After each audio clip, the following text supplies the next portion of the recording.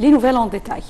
Le conseil ministériel présidé par le Premier ministre, Dr Moustapha Madbouli, a tenu aujourd'hui sa réunion hebdomadaire pour discuter d'un nombre de dossiers économiques de priorité et qui visait à améliorer les services offerts aux citoyens dans tous les secteurs de l'État. Lors de cette réunion, M. Madbouli a salué la baisse de taux d'inflation enregistrée en août à 6,7% contre 13,6% en août 2018. Le Premier ministre a également fait l'éloge de la diminution d'importations en juin dernier d'environ 900 millions de dollars contre celle de juin 2018. Dr Madbouli a souligné que ce qui a été réalisé est dû aux efforts déployés par le gouvernement sur tous les niveaux et dans tous les secteurs économiques pour maîtriser les importations et faire augmenter le taux d'exportation et en plus de l'intérêt du gouvernement à encourager l'industrie locale. Le porte-parole de la présidence, l'ambassadeur Bassam Radi, a affirmé que les conférences nationales des jeunes représentent une plateforme interactive de haut niveau pour la communication directe entre la direction de l'État et le peuple égyptien, notamment les jeunes. L'ambassadeur Bassam Radi a ajouté que ces conférences élaboraient des nouvelles règles de dialogue avec les jeunes, notamment en ce qui concerne les dossiers économiques, politiques, sociaux et autres.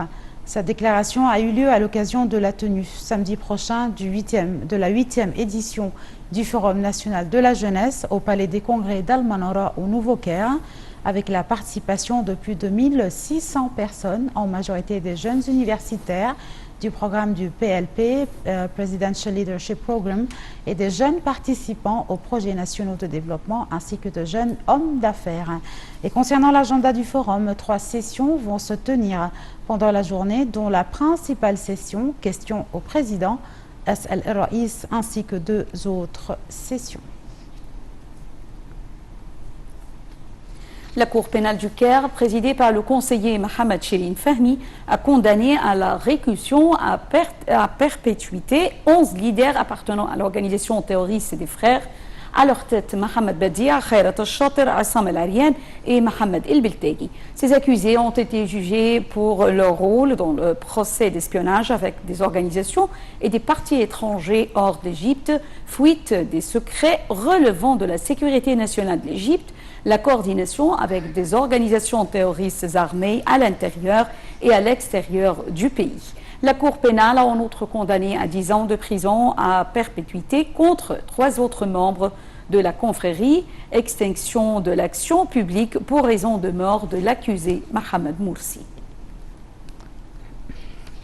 On passe à la Bourse du Caire qui a subi une performance mitigée à la clôture de sa séance d'aujourd'hui au milieu des opérations d'achat des institutions et des fonds d'investissement étrangers et arabes et des opérations de vente des investisseurs égyptiens. Le marché des capitaux des entreprises cotées à la bourse a gagné 900 millions de livres égyptiennes, enregistrant 752 milliards 400 millions de livres égyptiennes au milieu des transactions qui ont atteint 2 milliards 100 millions de livres égyptiennes.